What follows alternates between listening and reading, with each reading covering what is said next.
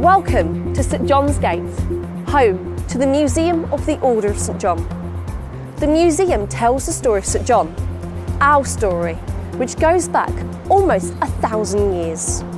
The Order of St John are a group of people who spend their lives caring for and protecting sick people. Today, they do this through the work of St John Ambulance. Here at the museum, there are more than 60,000 objects, from battle armour and ancient books to first aid kits and wartime stretchers. And using just some of these treasures, we are going to tell you everything you need to know about our charity's history. The Order of St John built its first hospital in Jerusalem in 1080.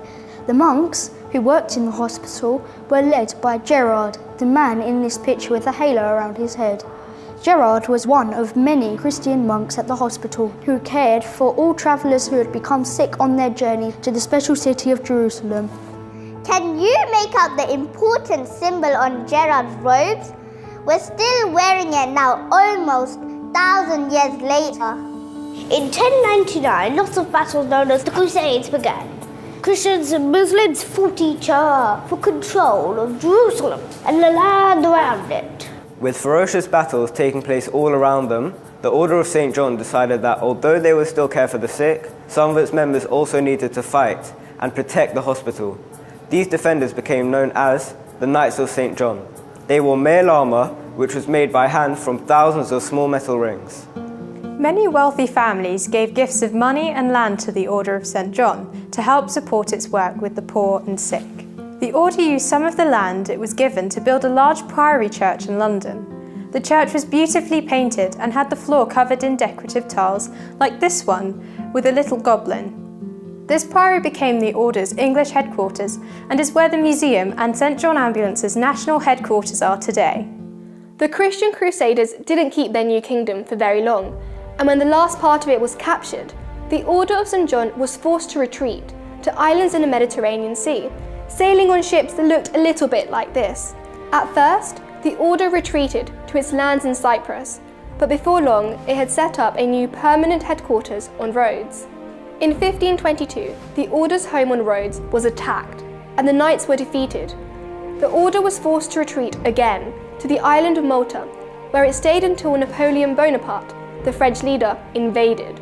Wherever the Order moved, it built great hospitals and cared for the sick, as well as using its ships to protect the boats that were taking silks and spices back to Europe.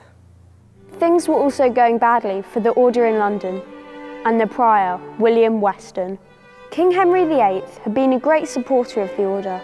However, when the Pope refused to let him get divorced, he started his own church, the Church of England, and put himself in charge. People were no longer allowed to follow the Catholic religion in England, and so the Order's Priory in London was closed. It is said that the prior of the Order's church in London, William Weston, died of a broken heart when he was told the Priory would close. The 1800s were a time of great change in Britain. Industrialisation brought about the growth of towns and factories and the building of lots of railways. These were all very dangerous places to work, and many people suffered serious injuries. Some good-hearted Victorians decided to restart the English Order of St John and care for the sick and poor once more. In 1877, they established the St John Ambulance Association to teach people first aid and save lives. This book, First Aid to the Injured, is an early version of the first aid manual we use today, although I don't imagine that compressions to the back were very effective in CPR.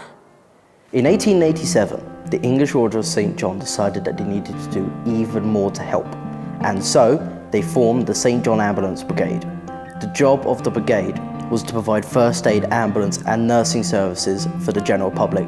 This was really important as the National Health Service did not exist until 1948. Queen Victoria was so impressed by the work of the Order of St John that in 1888 she made it a Royal Order of Chivalry, adding her royal beasts, the lions and unicorns, to the Order's 8-pointed cross. This book, The Roll of Honour, lists 1,077 St John men and women who lost their lives during the First World War. Together with the British Red Cross, St John made sure that there was medical help for the millions of wounded soldiers on the battlefields, as well as continuing to care for those at home. St John were extremely important in World War II. Working alongside the British Red Cross, they sent over 20 million food parcels to prisoners of war, as well as helping in hospitals and teaching first aid. During the World Wars, there was a lot of teenagers like me who wanted the chance to help those in need. In 1922, St John formed the Cadets, giving us the opportunity to get involved with the charity's life-saving work. Badgers are the charity's youngest volunteers. We came along a little bit later in 1987 to celebrate the 100th birthday of St John Ambulance. One day, the uniforms we wear now may be on display in this museum because we're all part of St John's incredible story. Today, the Order of St. John provides first aid and healthcare in over 40 countries around the world.